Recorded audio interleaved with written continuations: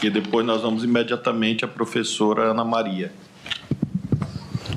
Bom dia, muito obrigada, excelentíssimo senhor ministro Flávio Dino. Em seu nome, eu gostaria de cumprimentar todos da mesa, todos aqui presentes, e agradecer, primeiro, a oportunidade de estar aqui, trazer informações técnicas, as políticas públicas robustas do Estado de São Paulo, que a gente vem desenvolvendo, e aí, para isso, a gente preparou uma apresentação dentro aqui do nosso tempo, para a gente explorar os pontos que foram elencados e trazer um pouco também das informações que a gente vem discutindo. Se puder colocar a apresentação, eu agradeço, para a gente já ir passando dentro aqui do tempo. E, bom, só para fazer um histórico também, o Estado de São Paulo tem uma trajetória de aprimoramentos, como os senhores e senhoras podem ver aqui, normativos, de políticas públicas. E aí, claro, a gente prestou todas as informações em relação a todos esses eventos, essas atividades, esses normativos que vêm sendo desenvolvidos ao longo dos anos. Vou destacar alguns aqui a partir de 2023. Na nossa gestão, a gente fez o lançamento da Operação São Paulo Sem Fogo. Temos sempre uma preocupação, e essa é uma palavra que eu vou falar muito aqui, de prevenção. E, claro, sempre que necessário, o combate. E aí também o engajamento muito forte dos municípios. Em 2025, a gente já está com 414 municípios aderentes à Operação São Paulo Sem Fogo, para a gente fazer capacitações, para a gente conseguir sempre ter a sociedade em conjunto conosco, numa governança que é muito importante, que é multidisciplinar. E essa governança envolve tanto a Secretaria, e aí suas vinculadas, CETESB, Fundação Florestal, DR. A gente faz isso de uma forma muito coordenada, a Defesa Civil aqui presentes, a Secretaria de Segurança Pública, Corpo de Bombeiros. Enfim, isso é muito importante para a gente superar desafios e para a gente, de fato, avançar em políticas ambientais de qualidade. E transparência, isso é um pilar muito forte para a gente vai mostrar aqui tudo que a gente vem desenvolvendo de painel, que está no nosso site, que a gente tenta sempre engajar muito a sociedade e tenta fortalecer. O Estado de São Paulo tem evitado muito esforço em fortalecer as suas estruturas, os seus corpos funcionais. Isso que a gente fez lá na Secretaria de Meio Ambiente, Infraestrutura e Logística, então, senhores e senhoras podem ver bem aqui. Nós estamos presentes em todo o Estado de São Paulo, em todas as regiões. Só na Subsecretaria de Meio Ambiente, a gente tem 29 divisões técnicas, muito focada em fiscalização, também atendimento à população, conciliações. Com o nosso Instituto de Pesquisas Ambientais, na CETESB, a gente aumentou o número de agências ambientais, 49 que a gente tem hoje. O nosso policiamento ambiental tem 100 unidades de atendimento integradas. A nossa Fundação Florestal também presente em 152 áreas protegidas, que somam mais de 4,7 milhões de hectares. Então, um pouco do gráfico aqui para mostrar. E muito nesse sentido de valorização, e aí a gente tem olhado muito para o corpo técnico, para a estrutura.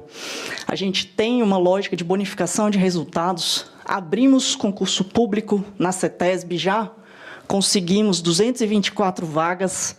Só em relação à CETESB, a gente já fez isso assim que a gente chegou na gestão. Também reestruturamos a parte dos nossos especialistas ambientais, e aí incorporando pleitos já muito antes feitos, como, por exemplo, promoções anuais, como a questão de gratificação, de subsídio, como tem aqui no governo federal, a gente levou também para a gente conseguir fazer isso no Estado de São Paulo, dar mais estabilidade, dar mais segurança jurídica, ampliar também o contingente de promoção de 20% para 70%, e aí partir de uma carreira que antes era de 7 mil a 14 mil, para de 8 mil a 21 mil. Isso é muito importante para a gente conseguir valorizar o nosso corpo técnico. O que é interessante da gente destacar aqui também, ministro e todos os presentes? Em todas as políticas públicas que a gente faz, a gente tem como elo o meio ambiente como primeiro e como integrador. E aí a gente tem uma estratégia climática muito forte, muito robusta no Estado, dividida em dois eixos, um eixo de mitigação e um eixo de adaptação.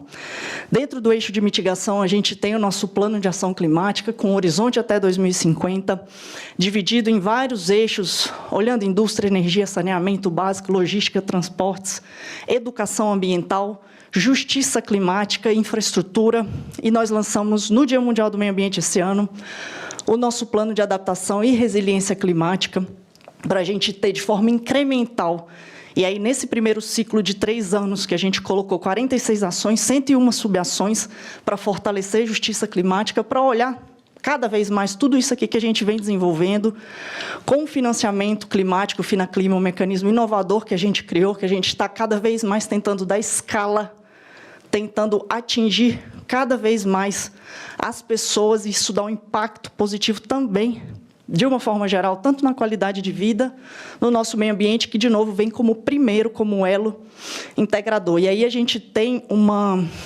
governança muito forte, também com o nosso comitê, e aí agrega todas as secretarias, e o Conselho de Mudanças Climáticas, em que estão presentes as universidades, a sociedade civil, também os municípios, para a gente fazer isso, de novo, de uma forma com bastante organização e com governança. Aqui, apenas alguns exemplos do que a gente tem desenvolvido no âmbito desses programas, e aí focando um pouco aqui na ação. A questão de monitoramento, a gente tem cada vez mais aumentado o investimento em tecnologia. Esse ano, a gente trouxe os dados de 2025, ministro, então a gente deve chegar a 3 milhões de quilômetros quadrados monitorados até o final do ano. A gente agora, no meio do ano, já está batendo mais ou menos o que a gente fez no ano passado. Isso muito no sentido de cada vez mais fazer esse aprimoramento. E aí, um pouco aqui do nosso carro-chefe, que é a restauração também, que a gente fez, prestou essas informações. A gente, em 2 anos e meio, chegou a 20 mil hectares restaurados, 20 mil campos de futebol, por diversas iniciativas, e cada vez mais a gente está tentando avançar em relação a esse ponto. Também, algo que é muito, muito importante para nós, que eu comentei aqui, transparência. Então, a gente tem investido muito em transparência. Nós temos um relatório de qualidade ambiental, temos o nosso painel verde, está disponível, convido todos a conhecer. Também o Sistema Integrado de Gestão Ambiental.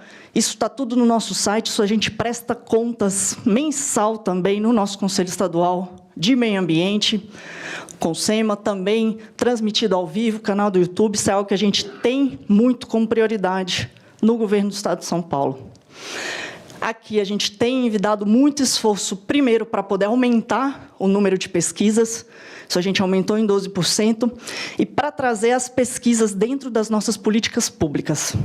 Então, tudo que a gente vem desenvolvendo, a gente se baseia em política de evidências, em dados, em informações, em tudo de uma forma muito robusta, e que a gente agregue a academia, a técnica, como, por exemplo, a gente fez o primeiro plano subnacional de energia limpa, também com foco até 2050, e aí a gente explora todas as potencialidades do Estado de São Paulo, por exemplo, em relação ao biometano, que a gente tem uma potencialidade de chegar a 6,4 milhões de metros cúbicos dia, o que é 40% da indústria do Estado de São Paulo, sendo abastecido por meio de um biocombustível, dentre várias outras pesquisas que a gente vem incorporando e que a gente vem fazendo de forma muito integrada. E aqui, ministro, o que o senhor solicitou, a gente já trouxe, só para poder destacar, e aí a gente trouxe os dados de 2025 também. A gente tem um crescente aporte de recursos em relação... E aqui eu estou focando só em 2 programas, porque, como eu disse, a governança que nós fazemos é muito mais ampla. Então, a gente já investiu mais de 260 milhões olhando o todo, isso considerando só ano passado. Aqui, como foi foco, esses 2 programas, a gente trouxe, além do aumento da dotação inicial, é importante a gente ver a suplementação ao longo do ano. Então, se a gente observar o empenhado, por exemplo, de 2024, em relação ao 26/18, em relação ao 26/21, a gente também vê o aumento ao longo do ano que a gente vem fazendo.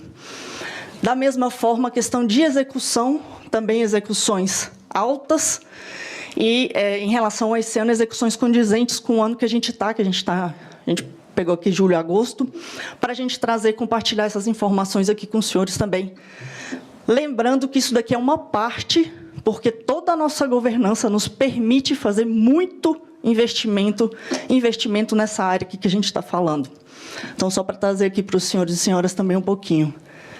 Em relação ao que foi falado da extinção do Instituto Florestal, só para compartilhar com os senhores também, isso foi discutido no Tribunal de Justiça do Estado de São Paulo, a ação julgada improcedente, aí muito pela constitucionalidade do que foi feito e também pela questão de eficiência, economicidade, enfim, tem todos os argumentos lá também.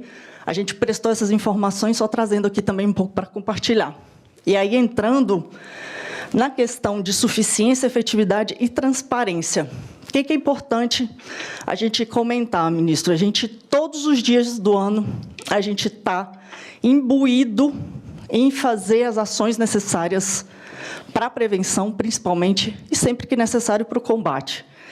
E aí a gente faz isso de uma forma muito organizada, olhando essas fases, fase verde, fase amarela, fase vermelha, sempre com a prevenção no norte, olhando o monitoramento, combate, controle. E aí eu vou mostrar um pouquinho de cada uma dessas fases, o que a gente tem feito, o que a gente tem colocado todos os esforços do Estado de São Paulo em desenvolver. Quando a gente olha a fase verde e amarela, a gente está falando muito em treinamento, em capacitação, em medidas preventivas como aceros. Então, por exemplo, só via o DR, nosso órgão de logística, de transportes, a gente fez mais de 300 milhões de investimentos em aceros, que ajuda muito a não ter propagação dos incêndios ao longo das rodovias. Isso a gente foca nas margens das rodovias, ao longo das unidades de conservação, também dentro das unidades de conservação, e é por isso que a gente tem tido um êxito muito grande no combate, porque a gente tem investido muito na prevenção. Aqui, se a gente for olhar também a amarela e vermelha, a gente tem investido muito em tecnologia, seja por alertas climáticos, cell broadcast, sistemas de monitoramento, a gente mostrou ali um pouco da figura ao lado que a gente faz, infraestrutura de dados ambientais, 100% pública também, o DataGel, a gente convida todos a conhecer, está lá no site da Secretaria, é algo que a gente vem cada vez mais desenvolvida, a robustez desses dados ambientais públicos que a gente tem. E aí também na fase amarela e vermelha, a gente colocando um ponto que foi trazido para trazer também esclarecimento aqui à Corte, em relação à queima de palha de cana-de-açúcar, a gente tem um comprometimento muito grande em relação a não mais fazer isso, tem todo um regramento, um procedimento, que eu vou mostrar um gráfico no slide seguinte, do tanto que o Estado de São Paulo vem evoluindo em relação a esse ponto, em relação aos normativos, em relação a cada vez intensificar fiscalizações, como o caso da Resolução 1825 também, tanto em áreas públicas quanto em áreas privadas, em conjunto com o agro, em conjunto com todos os atores. Aqui só para mostrar para vocês um pouco do gráfico, e aí a gente vê a diminuição vertiginosa que teve em relação ao uso do fogo para despalha da cana, olhando desde 2010 até 2024, e aí, de acordo com a lei, de acordo com os normativos que a gente tem, o Estado de São Paulo tem um compromisso da erradicação total. Claro, a gente sabe das dificuldades de declividade, de tudo que existe em relação a esse assunto, mas a gente está indo bem em linha do que a nossa legislação prega e do que as melhores práticas regulatórias pregam também. Sempre que é necessário, a gente coloca o combate, a gente tem uma força-tarefa muito grande, depois vou deixar para o Engel falar um pouco aqui. Em certo momento, no ano passado, a gente, por exemplo, estava atuando com 22 aeronaves simultâneas para a gente conseguir proteger o meio ambiente, proteger as pessoas. E aí a gente tem tanto aeronave de asa fixa, asa rotativa, temos também feito muitas contratações para poder robustecer o nosso corpo técnico. E aqui, de novo, transparência. Isso é uma coisa muito importante para a gente.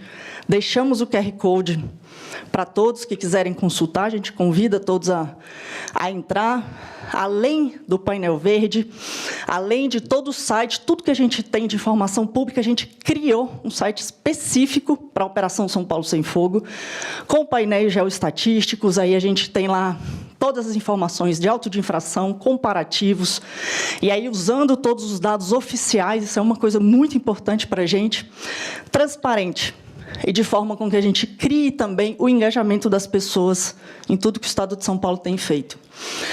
Só para poder falar um pouquinho de 2024, a gente trouxe um mapa da NASA, todos sabem, claro, não foi algo específico do Estado de São Paulo, foi do mundo inteiro. Isso diz muito respeito, por exemplo, também a questão de qualidade do ar. Vou falar de uma forma muito breve aqui, se for necessário a gente junta informações. A gente tem um sistema muito robusto em relação à medição de qualidade do ar via CETESB. Nós temos 63 estações meteorológicas que medem não só a questão do material particulado 10, que é o proveniente de queimadas, mas também ozônio, material particulado 2,5, enfim, uma série de medições que a gente faz olhando a especificidade de cada área do Estado de São Paulo, nessas 63 estações.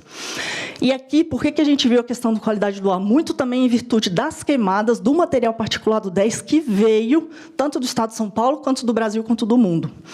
Tá? Só para trazer um pouco dessa informação, e aí a gente faz essas medições de uma forma extremamente técnica, oficial, tem dados, hora a hora, dia a dia, mês a mês, ano a ano, até porque elas nos ajudam muito na questão do licenciamento ambiental. Isso é importante a gente colocar. E isso foi um desenvolvimento do Estado de São Paulo muito forte, até em virtude do que aconteceu em Cubatão. Então, a gente tem uma evolução em relação a isso muito grande. Aqui, só para dizer, o Estado de São Paulo representou 3,54% do foco. Se a gente olhar, ele está ali em 10º. E aí, para trazer um número que para a gente é muito importante, de tudo isso que aconteceu, as nossas unidades de conservação foram impactadas em 1,3%. A gente queria que fosse 0, claro. Mas isso mostra que a prevenção funciona. E a gente fez muito investimento em prevenção, e por isso que a gente teve esse número.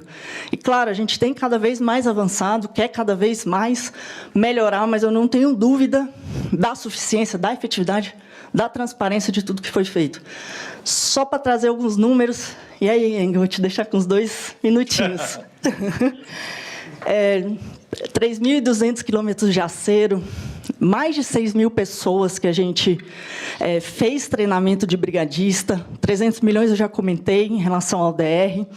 Nessa parte de rodovia, a gente tem investido muito em infraestrutura cinza, combinada com solução baseada na natureza. Então, por exemplo, a gente está fazendo uma obra em Cabreúva, em que a gente tem todo o talude com hidrossemeadura, muita drenagem para a gente fazer adaptação e resiliência, e um plano que os concessionários têm que apresentar de resiliência climática, contada a assinatura do contrato, para poder olhar a nossa estratégia climática. Isso é muito importante a gente destacar aqui também. Contratação também de bombeiros civis, para a gente cada vez mais fortalecer a nossa força, ajuda aos municípios. O nosso gabinete de crise contou com mais de 15.000 profissionais. Ano passado, a gente fez um grande esforço-tarefa. Aqui, só para poder mostrar um pouquinho da questão do combate, a gente atuou de uma forma muito efetiva. Muita gente sabe que foi difícil em função também das condições climáticas, mas a gente se preparou muito lá no Estado de São Paulo.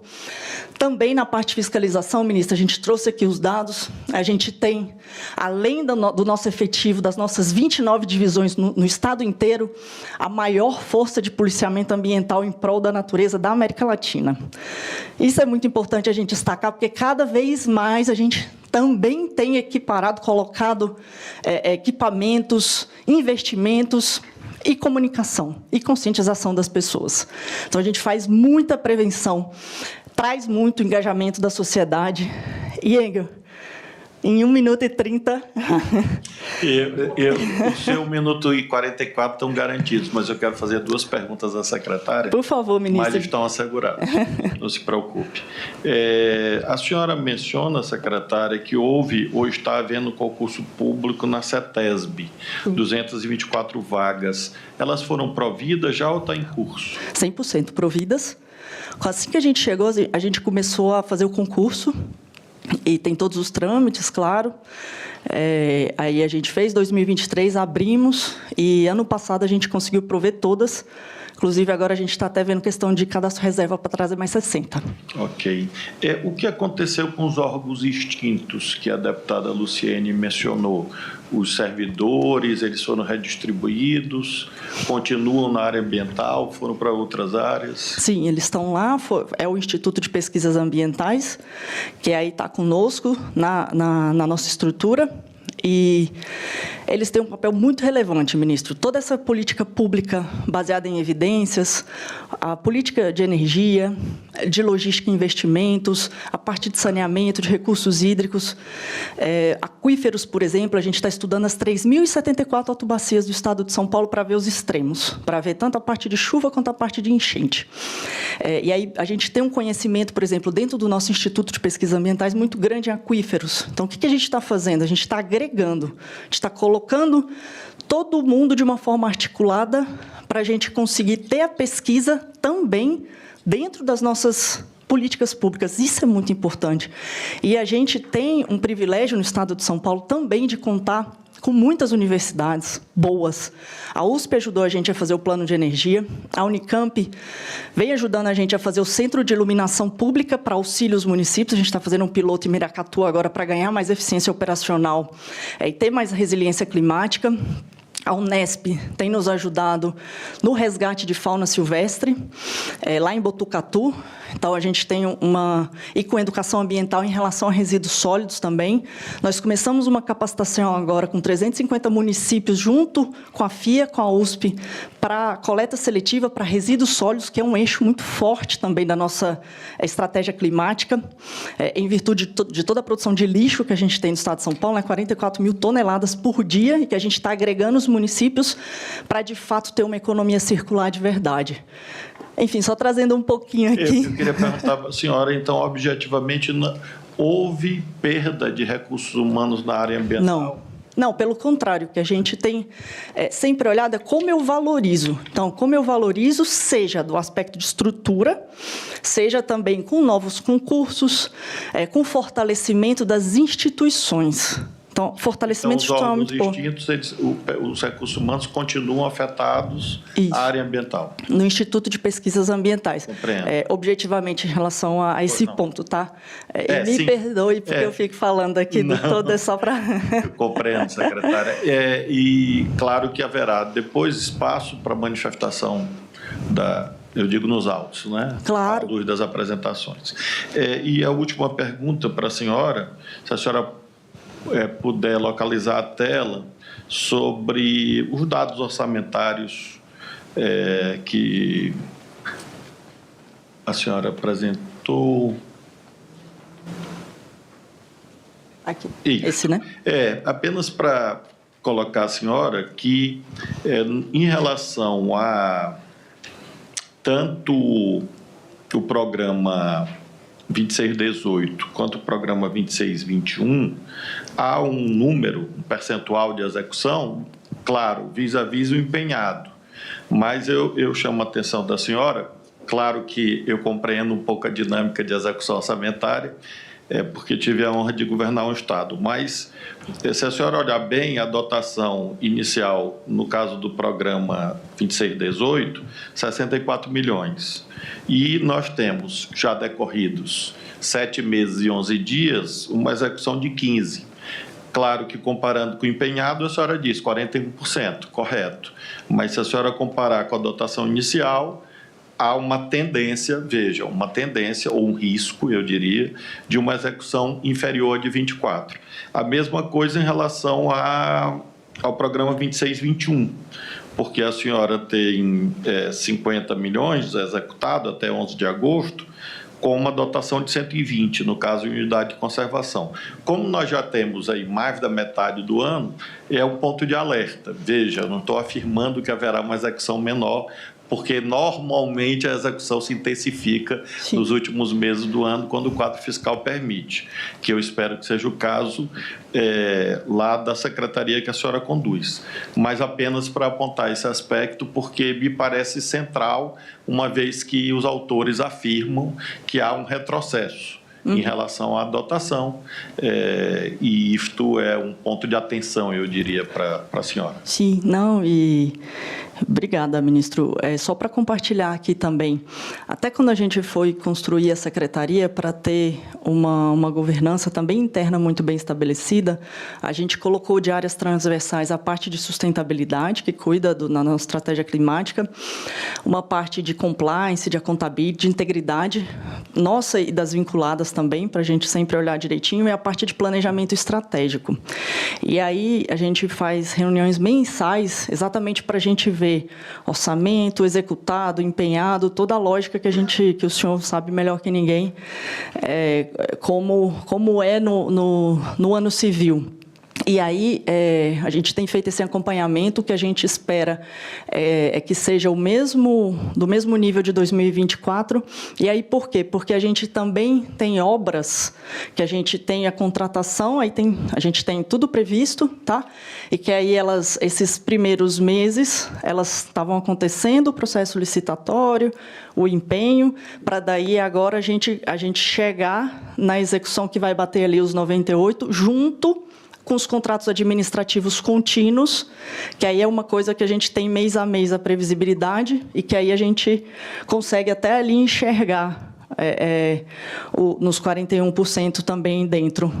Por exemplo, a questão que a gente tem investido muito em centros de resgate de fauna, obras que a gente precisa fazer em relação a isso. Então, todas as obras, tudo que está dentro de contratações, a gente está olhando mês a mês para, de fato, a gente chegar no 100%, que é o que a gente quer. Claro que a gente sabe que muitas vezes é difícil por causa do resto a pagar, claro, de obras que perpassam o ano civil.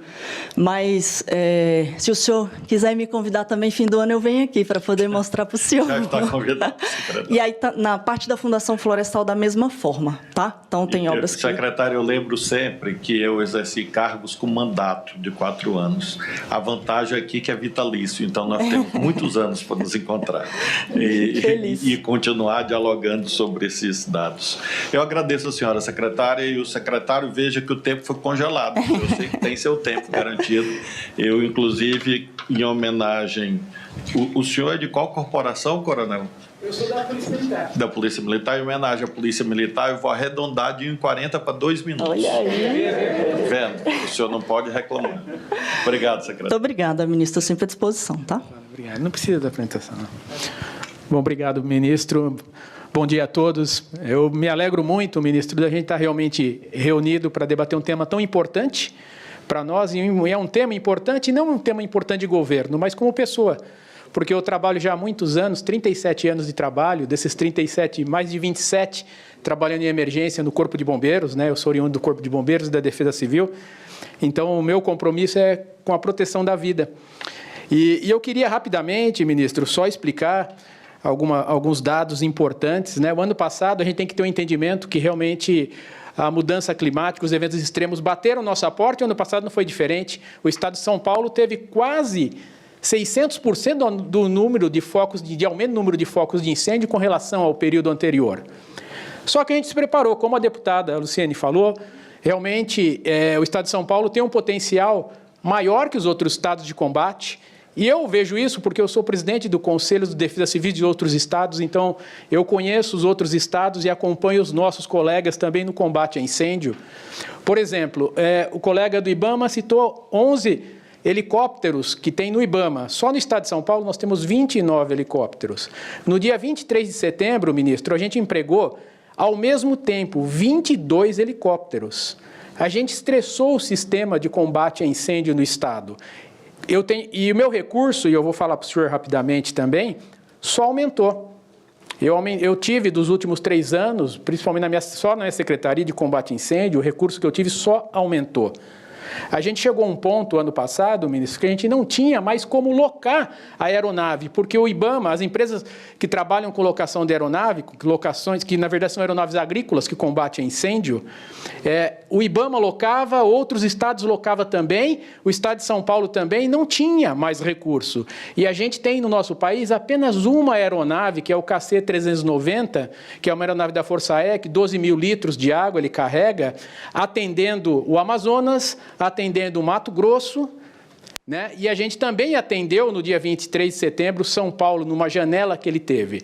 Então, acho que é oportuno a gente deixar bem claro que a gente estressou tudo que era possível no combate a incêndio, porque realmente o período foi um período fora do que a gente viu.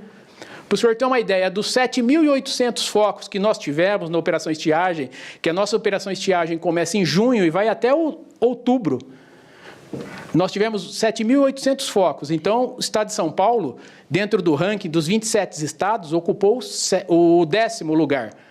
Porque Mato Grosso teve 43 mil, o Amazonas teve muito mais, Acre também, Mato Grosso do Sul, Minas Gerais. Esses estados, aqui em Brasília, sofreu muito por causa disso.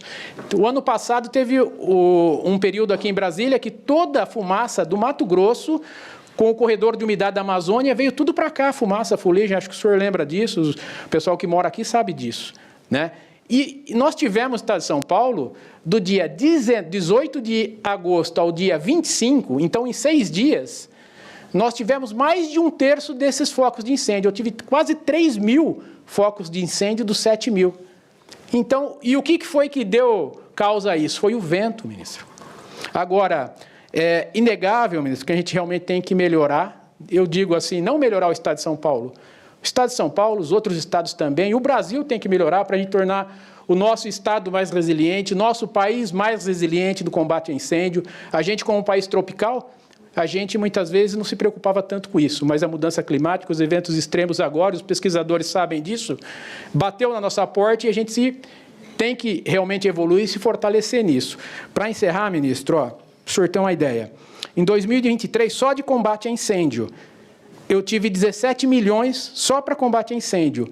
Eu não fiz um acionamento de contratação de aeronave porque 2023 não precisou. Em 2029, eu tive 29... 2024, no caso. Desculpa, 2024, eu tive 29 milhões só para combate a incêndio. E esse ano eu tenho 36 milhões só para combate a incêndio. Então, na minha secretaria, eu sou honesto e muito franco em dizer, eu estou acompanhando já 3 governos. Eu fui com o governador Dória, passei com o governador Rodrigo e hoje em dia estou com o governador Tarcísio. Eu nunca tive tanto investimento na Defesa Civil do Estado de São Paulo. Nós colocamos viatura da Defesa Civil com combate a incêndio nos 645 municípios. Eu tenho mais de 6 mil agentes de Defesa Civil na ponta da linha. E é lógico, esse ano, como o senhor falou logo no começo da fala do senhor, né, não dá para a gente cantar a vitória, ministro, mas esse ano, agora só no mês de agosto, nós tivemos redução de 75% do número de focos de incêndio. Eu tenho 4 incêndios ativos no estado de São Paulo hoje, como o colega falou também, que passou pela estrada, viu o incêndio, né? Nós temos 4. O ano passado, nesse período, tinha 11. O clima ajudou, mas a gente fortaleceu muito o nosso sistema de combate a incêndio, ministro. Mas é muito bom e a gente tem muita coisa pela frente que fazer ainda e trabalhar. Obrigado, viu, ministro? Eu agradeço ao senhor secretário e apenas lembro a secretária Natália, ao senhor também, os dados sobre sanções. Aqui, senhoras e senhores, a gente olha para o passado, sobretudo para organizar o futuro. O foco dessa ação não é punitivo, mas nós precisamos de dados sobre punições de responsabilidade, porque isso envolve o imperativo de justiça social. Porque se o incêndio é privado e o combate é público, significa dizer que você está pegando o dinheiro da sociedade e está transferindo às avessas. Por isso que a responsabilidade é necessária, para que haja a recomposição do patrimônio público. No caso de investimentos, as sanções servem exatamente para evitar essa injustiça social que nós verificamos ano a ano. O problema vira um problema de política pública, dinheiro do conjunto da sociedade é aplicado nisto e, se não há responsabilização, na verdade é uma dupla punição à sociedade, pelo incêndio e pelo emprego de recursos que talvez não fosse necessário se todos contribuíssem. Então, a juíza Trícia e o juiz Anderson estão registrando. Também esses dados valem tanto para o governo federal, especificamente São Paulo, e para o governo do Estado.